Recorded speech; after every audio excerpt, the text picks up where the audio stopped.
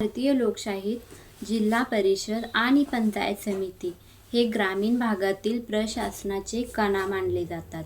एका सदस्याला संविधानाचे ज्ञान असणे म्हणजे केवळ नियमांची माहिती असणे नव्हे, तर ते आपल्या अधिकारांचा आणि कर्तव्यांचा प्रभावी वापर करण्याचे शस्त्र आहे.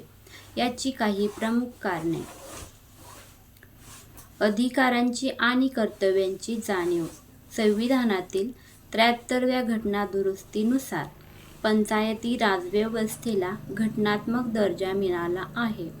सदस्याला संविधानाचे ज्ञान असल्यास आपल्याला नेमके कोणते अधिकार दिले आहेत आणि आपली जबाबदारी काय आहे हे स्पष्ट होते. यामुळे प्रशासकीय कामात स्पष्टता येते. दुसरं महत्त्वाचं, लोकशाही मूल्यांचे जतन. संविधान आपल्याला समता, स्वातंत्र्य आणि न्याय ही मूल्ये शिकवते. ग्रामीण भागात जात, धर्म किंवा लिंगावरून भेदभाव न करता विकासकामे कशी करावीत याचे मार्गदर्शन संविधानातून मिळते. विशेषतः महिला आणि मागासवर्गीय प्रवर्गासाठी असलेल्या आरक्षणाचे महत्त्व समजून घेऊन त्यांना मुख्य प्रवाहात आणणे सोपे जाते. निधीचा योग्य वापर आणि नियोजन.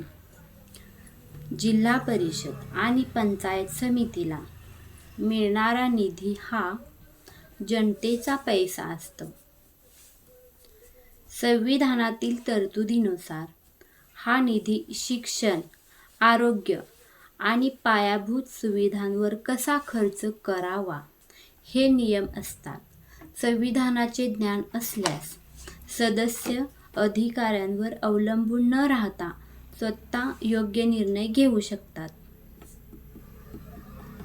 चौथं, प्रशासनावर वचक. Check and balance.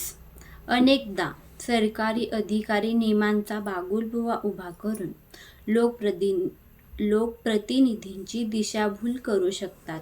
जर सदस्याला संविधान आणि कायद्याचे प्राथमिक ज्ञान असेल तर तो प्रशासनाला जाब विचारू शकतो आणि जनतेची कामे अधिक वेगाने करून घेऊ शकतो. सामाजिक न्यायाची अंमलबजावणी. ग्रामीण भागात आजही अनेक घटक शोषित आहेत. संविधानातील मार्गदर्शक तत्त्वे, डायरेक्टिव्ह प्रिन्सिपल्स आणि मूलभूत हक्क माहीत असल्यास सदस्य समाजातील शेवटच्या घटकापर्यंत सरकारी योजना पोहोचवू शकतात.